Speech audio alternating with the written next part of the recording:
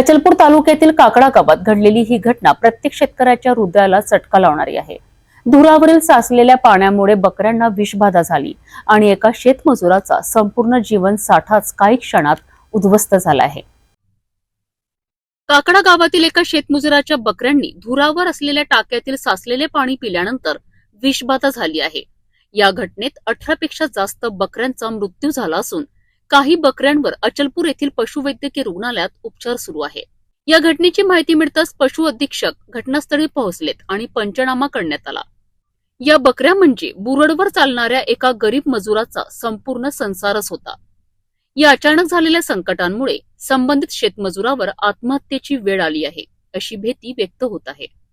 काकडा गावाच्या सरपंच संगीता अपाले यांनी शासनाने तात्काळ मदत करावी अशी मागणी केली आहे।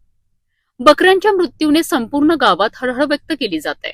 या प्रकारामुळे गावातील इतर शेतकरीही भीतीच्या सावटाखाली आहे।